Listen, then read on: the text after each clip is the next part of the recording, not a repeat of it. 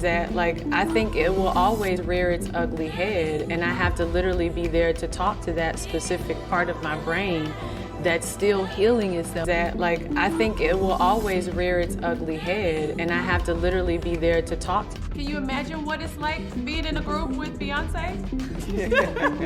I would just myself in my head like, well, I can't wear this dress because they're gonna say it's children of the world, children of the world. Hey fam, welcome back to the channel.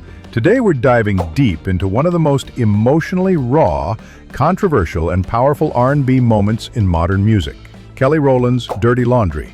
But this isn't just about one song. Nope. This is a story of fame, jealousy, abuse, survival, and some behind-the-scenes tea that might just shock you. So grab your popcorn because this ride gets real bumpy. The making of Dirty Laundry. Let's rewind to 2013. Kelly Rowland drops a bombshell with her track Dirty Laundry, and we're not talking about typical heartbreak lyrics.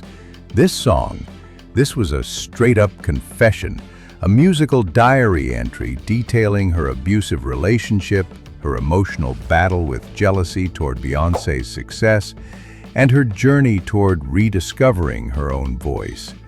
She sang, "When you're soaked in tears for years, it never airs out." That line, you could feel the pain. And it wasn't just poetry, it was truth. Kelly later revealed in an interview that it took her days to record this song because she kept breaking down in the booth. She wasn't just performing, she was reliving trauma. Now here's where it gets even deeper. For years, fans speculated about tension between Kelly and B. After all, Beyoncé was always center stage, the lead, the chosen one. And Kelly, despite being insanely talented, she often played second fiddle. But Kelly didn't just envy her best friend's fame. She felt invisible. In Dirty Laundry, she admitted to resenting Beyoncé's success while she was suffering behind closed doors. That vulnerability, that honesty, that's why critics like Jared Kennedy from the LA Times called it her most powerful work yet. Music outlets like Pitchfork, Essence, and MTV all echoed the same thing. Kelly wasn't just sharing pain, she was using it to inspire. Essence's Charlie Penn said she hoped Kelly's story would empower women to leave toxic relationships. Renato Pani from Pitchfork praised her for showing strength through her vulnerability. And let's be real, how many artists can do that without sounding either overly polished or totally broken? Let's pause. If you've ever had a moment where you had to smile through pain or celebrate others while secretly hurting, yeah, you know what that's like. Drop a share in the comments if you feel Kelly's journey. Uncomfortable truths. But not everyone clapped.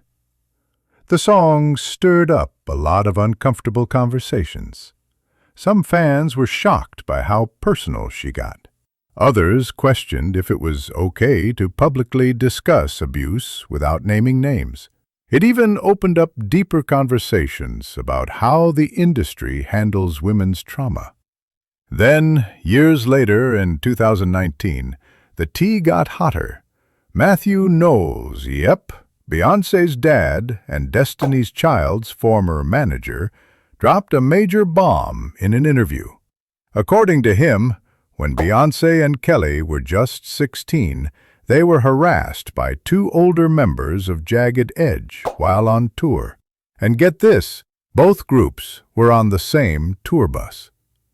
Let's break that down. Two teenage girls on a bus with grown men in their 20s being made to feel uncomfortable.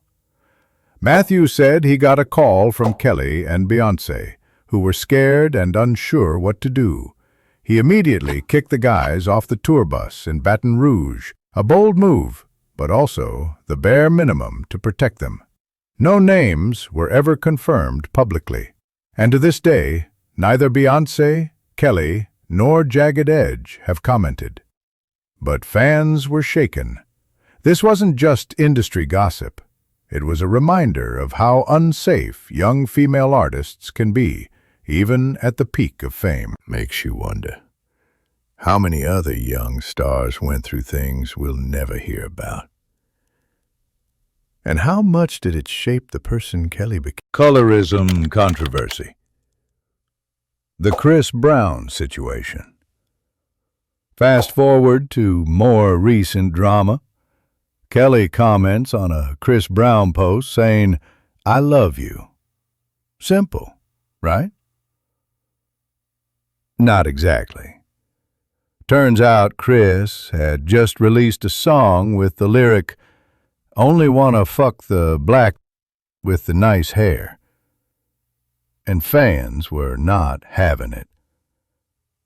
Many saw that as colorist. Add in past allegations that Chris banned dark-skinned women from his VIP sections, and the internet exploded with backlash. Suddenly, Kelly's innocent comment didn't feel so innocent to fans. She later explained she hadn't even heard the song. She was in Australia, congratulating him for breaking a record. She said she didn't and would never support colorist ideas like good hair. But by then, the damage was done. People were posting comments like, "Chris wouldn't even let you into his VIP." It was brutal. And it sparked yet another conversation. Why are black women so often attacked for showing grace or forgiveness, especially when the person they forgive has harmed their community? Social media scams and celebrity imposters. If things weren't messy enough, Kelly also had to shut down a wild scam. Someone made a fake Instagram pretending to be both her and Beyoncé, asking fans for money for a plane ticket. Like, what? One fan even said the message claimed, "Beyoncé will come too." The scammer even misspelled plane as plane, and Kelly had to laugh through the rage when she posted a warning about it. She told fans, "Never send money to anyone claiming to be a celebrity." It might sound obvious, but the fact people almost believed it shows how believable some of these scams look today. Building the band and missed opportunities. In lighter news, Kelly recently praised the Netflix show Building the Band, where musicians form a group without meeting in person. Cool concept, right? But she low-key admitted she was bummed because she wished she thought of it first. And honestly, same. It's such a modern twist on group creation, especially given Kelly's experience being in one of the most iconic girl groups ever. Still, she kept it classy. She cheered the creators on and said she was excited to watch. But the subtext? You could tell she had ideas. And maybe next time, she will be the mastermind behind the next big thing. Destiny's Child drama and the Diddy connection? Let's wrap it up with something that's been bubbling for years. The behind-the-scenes drama in Destiny's Child. For a long time, fans believed Beyoncé controlled the spotlight, pushing others, including Michelle Williams, into the shadows. Some now think the old rumors may have some truth, especially with Michelle testifying against Diddy in his current trial. Michelle's recent appearances with Beyoncé and Kelly also hint at a united front, but you never know what goes on behind the scenes. And speaking of behind the scenes, there are whispers connecting Jay-Z and Beyoncé to some of Diddy's infamous early 2000s parties. Allegations, speculation, mystery. It's a web that fans are still trying to untangle. Engagement and final thoughts. So, what does this all mean? Kelly Rowland's story is a roller coaster, one of talent, trauma, resilience, and reinvention. From surviving an abusive relationship to reclaiming her own narrative, Kelly's journey proves that being in someone else's shadow doesn't mean you don't shine. But now I want to hear from you. What's your take on Kelly's dirty laundry moment? Do you think she's finally getting the respect she deserves? And what do you make of the Destiny's Child rumors? Truth or overblown drama?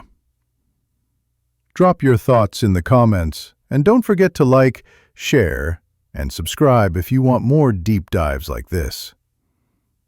Until next time, stay bold, stay curious, and don't let anyone dim your light. Peace.